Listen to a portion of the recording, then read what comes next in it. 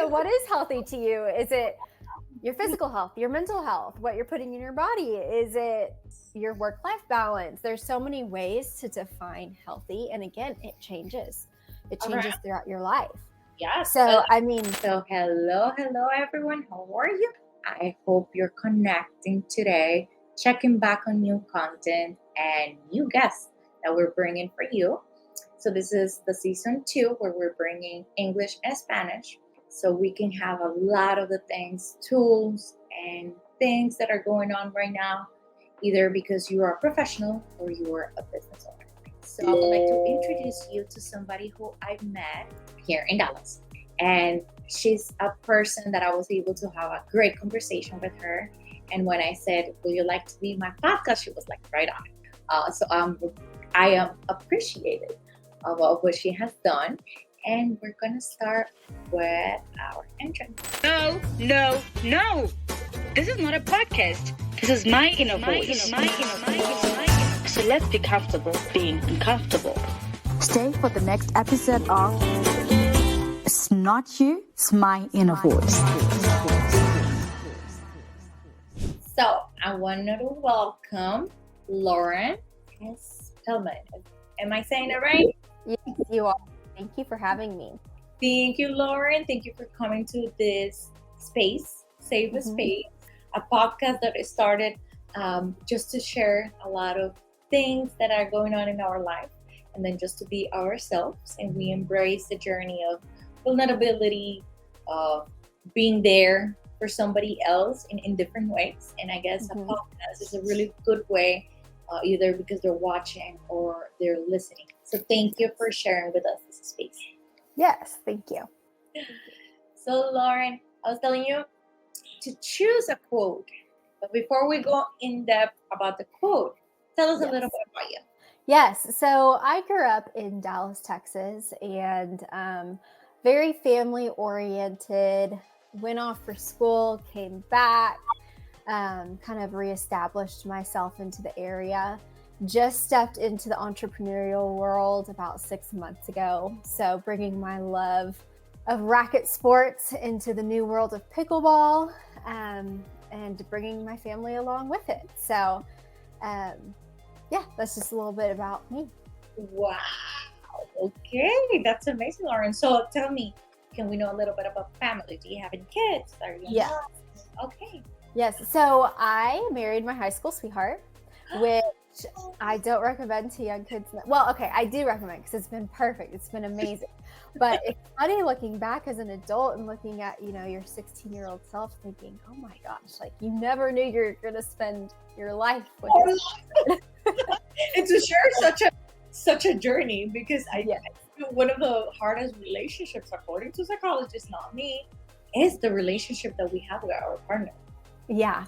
I think we work so well because we have been each other's support system every step of the way. We never held each other back with opportunities. We went to different schools and we were just each other's biggest cheerleaders, and we grew together and supported one another's decisions. And we really grew independently, but we still had each other at the end of the day. So I think that's why it worked, and why it continues to work. So we live here in the Dallas area now, and then I am expecting. So we have one on the way, and it's our first. So congratulations. I didn't know. I would have bet you would never. Yes.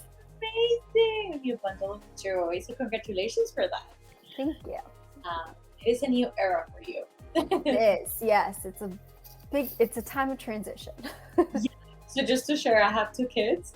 I had them younger, and I met my partner, a sweetheart, when I was in college. So a little bit further, but still too young, I guess. But life or our journeys, they just collide. It has to be.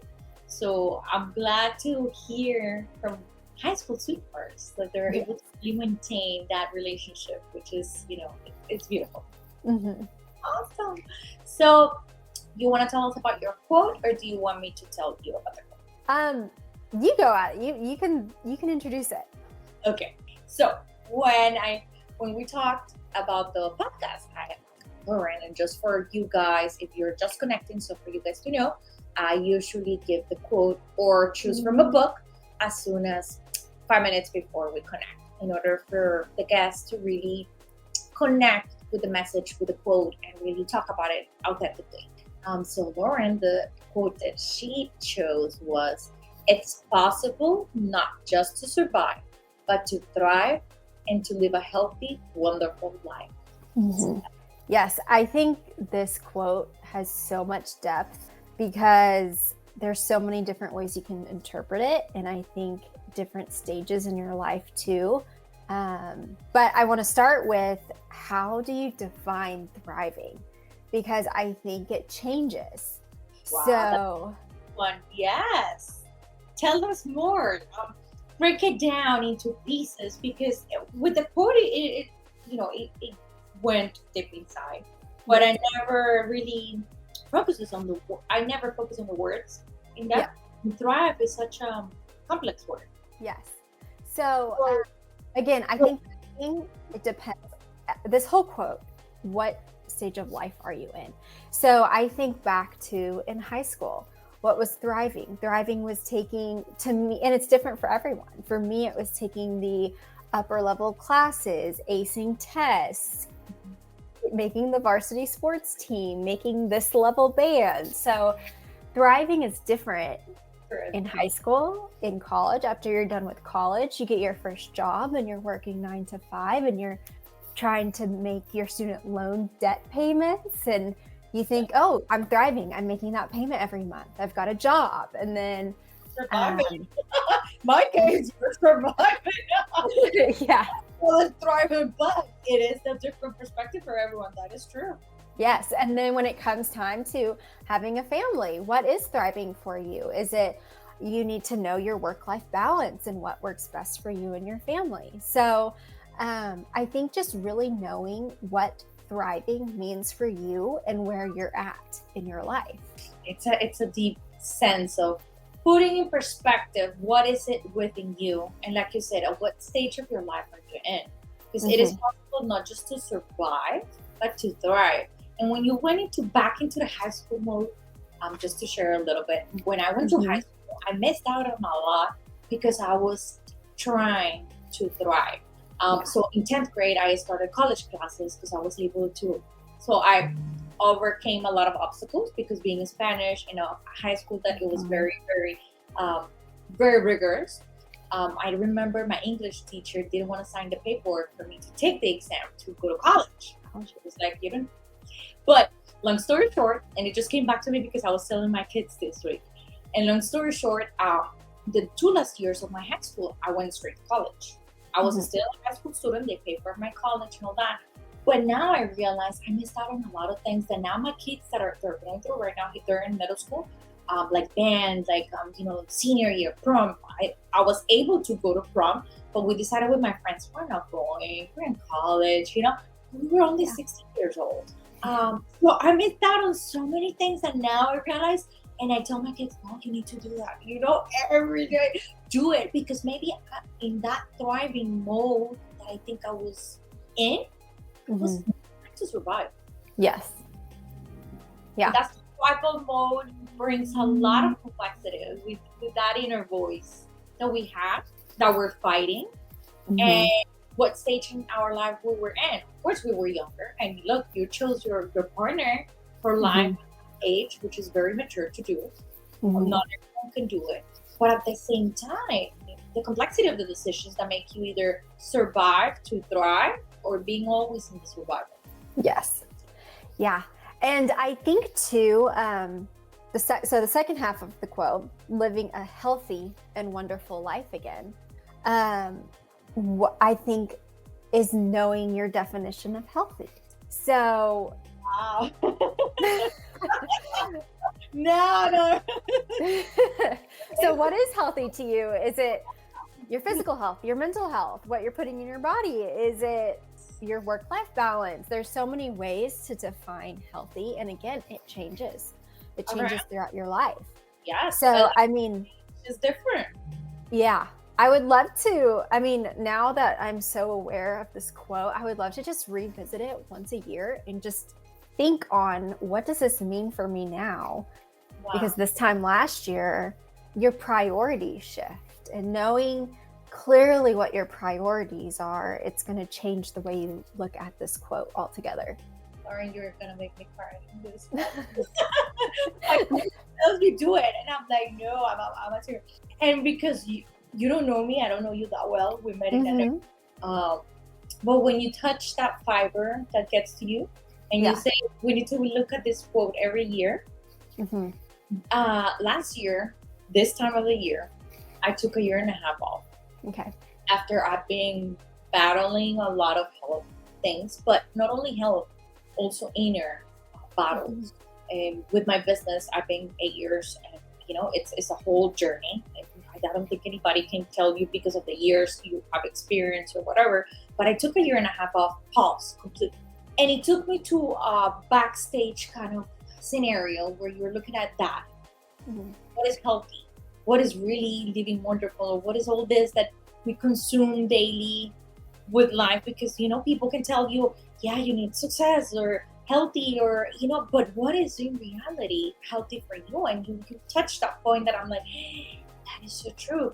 What is healthy for me is not necessarily healthy for you. Mm-hmm.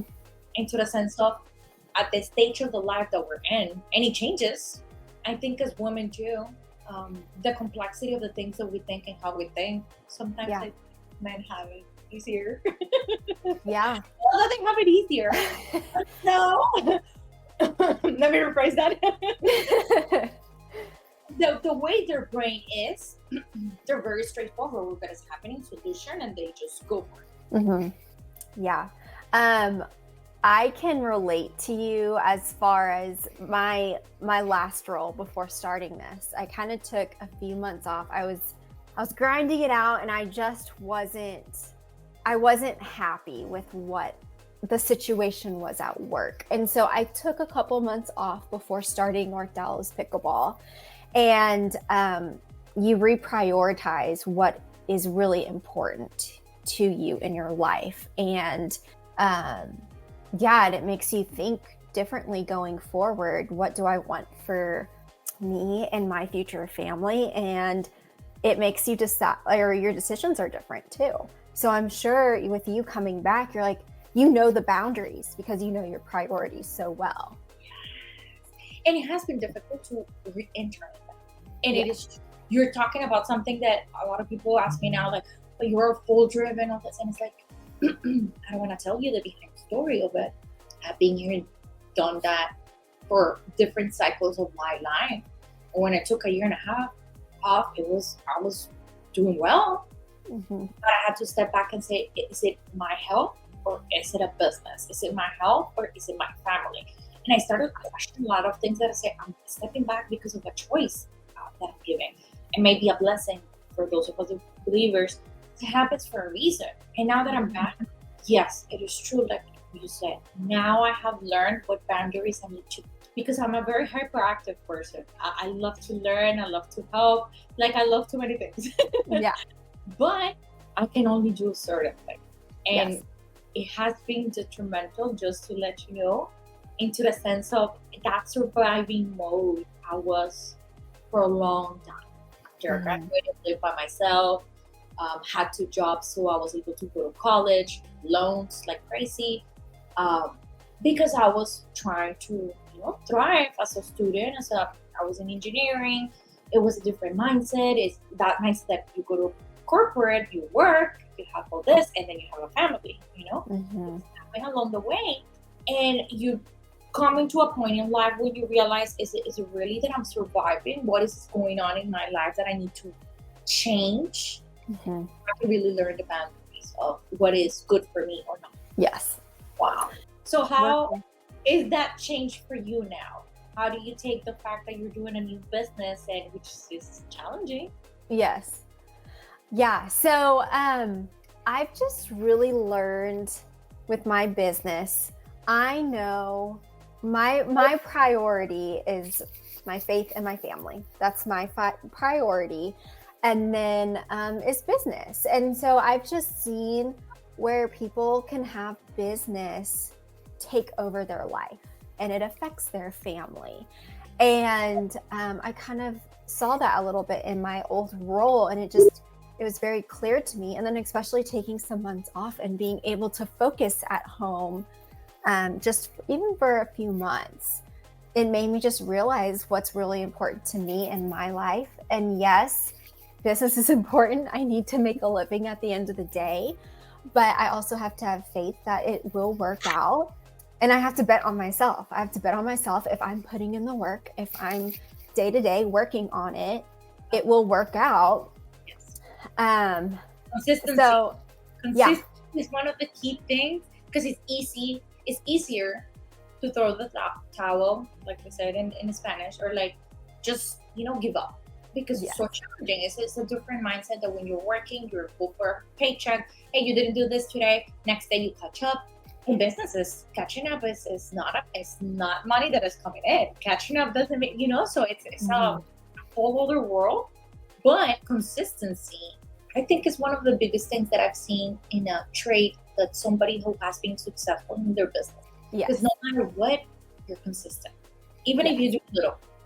And I think too, when I realized my priorities, I realized that in my next role, I wanted freedom for me to make a choice of what to choose when. Do I choose my family right now? Can I choose my business? And that's why it was really hard for me. I tell people all the time, I don't think I could, and I know things are different now with COVID going back to corporate America, but I'm like, I want to start something so that if I want to go to my 5-year-old's soccer game, I can do that. And guess what? I'm picking up my phone and I'm getting a work email and I'm responding to it, but I'm at my children's soccer game. So being able to create a healthy work-life balance. Yes, it's a key. Where I'm not having to miss out on what I prioritize in life. True. And you know what? You're talking my language. That's why I started my business. Because my background is nursing. As a nurse, I was doing 12-hour shifts. It's 15 hours. So it was in Fort Lauderdale. And when I worked as a nurse, I had my first son. He was a year and a half. And I couldn't deal with the whole thing. And it's the mindset of like, I'm leaving my son. He's little. We have no family support here. We're trying to thrive and all this. And then when I became a stay-at-home mom, it was another switch. Which is also difficult in a sense when you're not used to it. And when I started the business, it was that flexibility. So for years, I've been, and people are surprised, but I'm like, you know what? I started mobile. Digital marketing didn't exist, for example. So I was in my phone, emails, posts, things. And so now for me, it's easy because I can be in that soccer game or a flyer or band. And I'm like this, and I in PTA meetings, and I go to the PTA for the middle school. The PTA, I'm on the board that I have to go to meetings, which for me is exciting because I learned the whole thing that I didn't live, that I missed out when I was living, My parents couldn't know about what we do here. Like I'm learning from each of the cultures. I'm like, that's so nice. Like the swim team or the band, when you share with us about that high school experience, I'm like, that's amazing. We can be with our kids or our families, but at the same time, we could be profitable. Yes. As women, as men, it's challenging. Or what do you think, or no? Or it's an easy peasy for you? No, it's hard. It's always hard. It has been hard to switch from corporate to business? Oh, yes. Yeah. Because you're working by yourself a lot too. So you're used to having this whole team around you and bouncing off ideas and having all these little meetings all the time. And then it's you. So your phone. Yeah. You and your phone and your email. It is just a network, please. Network. I know. And that, let me tell you, that affects mental health. Sorry, I have to plug my computer in. No worries, go. But yeah, mental health too, as an entrepreneur it's a big one. Yeah. And this podcast is that inner voice, but mainly is how we struggle and we don't want to accept. Few people really accept the fact that we might struggle when we live in these states that we have winter as well. Like right now, a lot of things that are going on, I'm like, why is this heavy load of emotions around? And then I realized, we don't have a winter this year. We don't have the winter that I guess we have. Yeah. But mentally, it affects you if you don't do something about it. Yes. And being an entrepreneur, what you said, we are by ourselves. We don't have that team meeting, or I'm throwing ideas and somebody else is executing the the reassurance and the feedback too. Because yes, you're doing a lot, but are you doing it right? Is it really working? You're just testing yourself so much. But let me tell you, being a mom, from this surprise. To be with all these plates, it's another stage, but you're gonna enjoy. Yeah. It's in a sense of, okay, it's a different plate. Yes. So, Lauren, what else will you tell me about this quote? To live a healthy, wonderful life. I just think it's really important to know what these words mean to you. So, survival mode is hard. And sometimes you just have to survive. But I think in the back of your mind, as long as you know what thriving is, and you know you want to work to get there, it's a light at the end of the tunnel. So even if you're in a survival mode, you're like, okay, this is what I need to do for this amount of time, but these are my priorities, and how can I shift my survival mode to little pieces? Have you heard of romanticizing your life? Yes. Yes. Yes. Five love language or love? The five language of love or something like that? Yep, okay. 5 love languages. So romanticizing your life. So I love this because yes, you can be in survival mode, but what is something that you can do every day to make your survival mode just a little bit happier? If you wake up 5 more minutes and open up the window and get fresh air, and you're grateful, and you think of what you're grateful for, and there's different ways to romanticize your everyday life to make it the coffee that you drink. Yes. I started doing that, and yes, coffee that you drink, and then like self-love to the max. Yep. If it's just a different coffee creamer flavor that you're wanting, just different little things to spice up your days that you look forward to when you're in your survival mode. Sure. Even the glasses. So my personal branding lady, look, the fact that you put your glasses on, it's just like a different hat that you're putting on. Yeah. You're in survival mode. Those things make a difference. So when I was gonna do the podcast with you, I said I need to change, because I was like, I need brighten colors. I need something to spice up that conversation. And that is such a great tip, because sometimes we don't realize that we're in that survival mode. Yeah.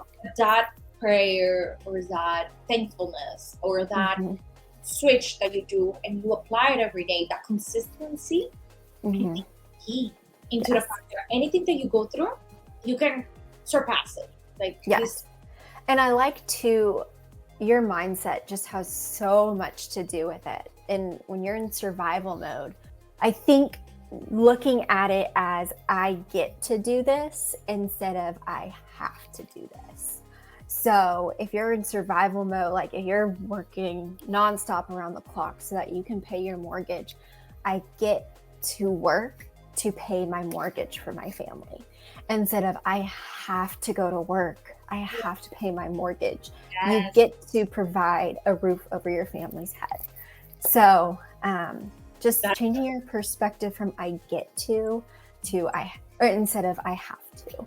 So Lauren, tell me 3 pills, those pills of wisdom, of knowledge. Yes. That you can tell from the whole conversation, because you gave us a lot of tips, but something that resonates more with you that you can give us for the listeners, and we can take away. Yes. So I like to look at how far you can come in 1 year. Your life can change so much within 1 year.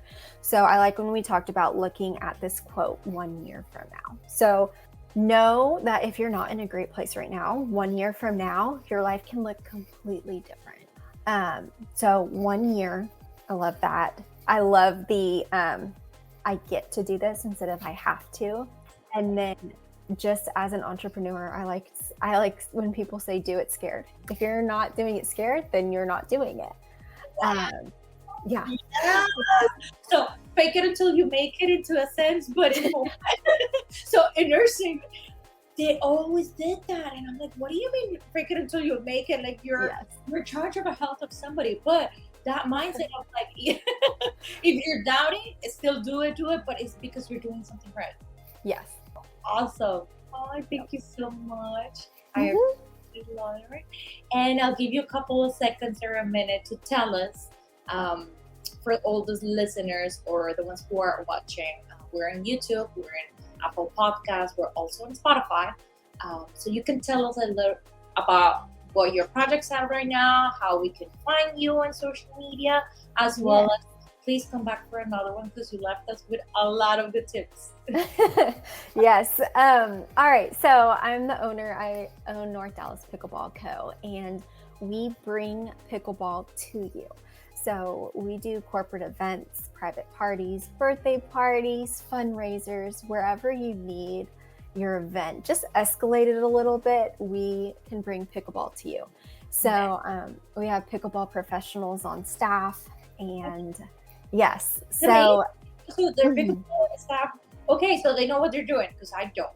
Yes. So we're bringing you to an event. That's amazing. So do they teach you, or they just let you know the flow of the game and things like that?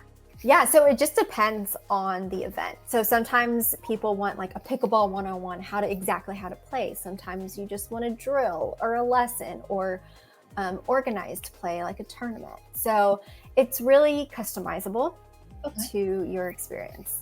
Nice. So it helps with the mental health, let me tell you. It does. Leadership skills for a lot of the business owners or meetings that you do and you want to take, away the stress of everything. I think it's a key concept of a new trend that is the pickleball, because not a lot of people we see the whole setup nowadays, but few people really know how to play it or they're practicing here in the United States or in Dallas that I see. So it is a great concept. I love it. And where can they find you? So we're going to put it down below in the video, but in social media, where can they find you? Yes. So you can find me on Instagram. It's North Dallas Pickleball Co. Same as Facebook, North Dallas Pickleball Co. And then my website is www.northdallaspickleball.com. Thank you so much. Thank you for sharing this space with us. And we will leave the information down below. Also, for those of you that are on the Spotify, we have some questions or a poll. So we make a question down below, Lauren, and anybody who has a question for you, we will send it in. You are able to check back on that. And also, you can follow her. We will put all the information so you can follow all the things that they're doing here, which I find it amazing because it's a neat thing. It's a great concept that is mobile, and also you're able to do it in place, right? Yes. Okay, awesome. So we'll leave you with that. Thank you. All right. Thank you so much. This is not a podcast. This is my inner voice.